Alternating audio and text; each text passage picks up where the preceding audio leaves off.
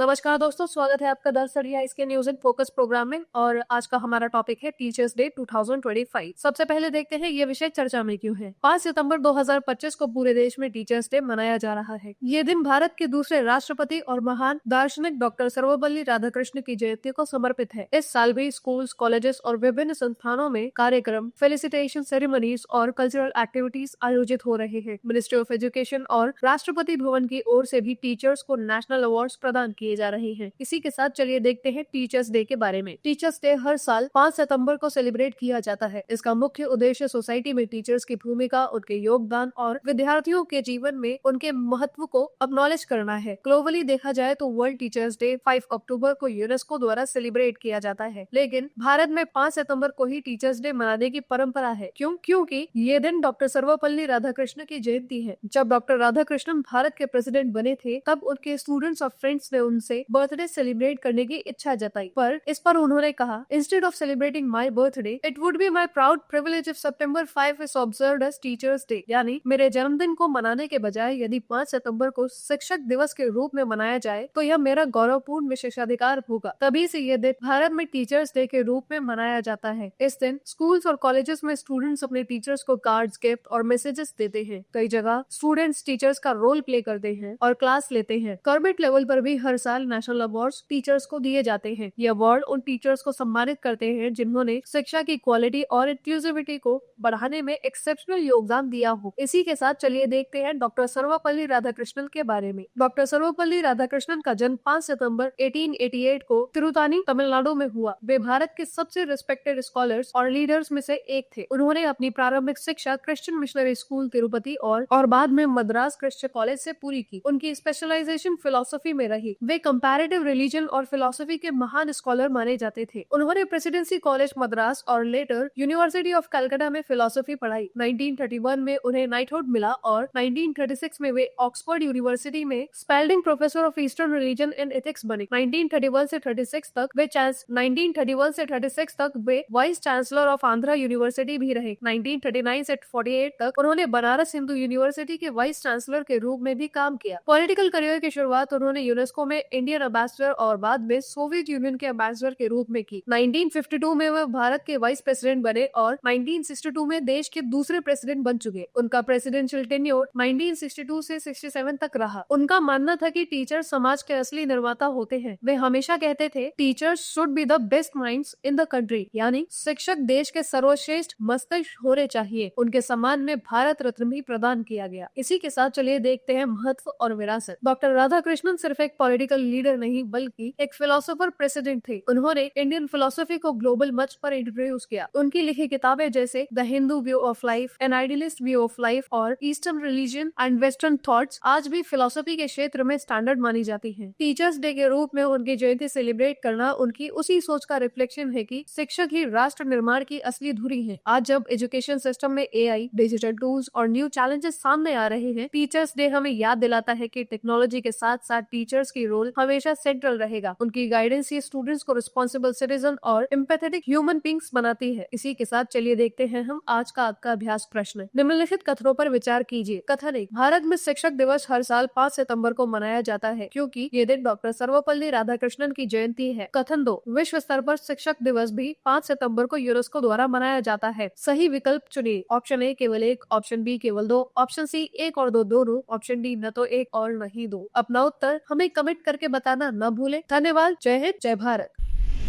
Dear students, हमारे channel को like, share, subscribe करें और अपनी तैयारी को और बेहतर बनाएं।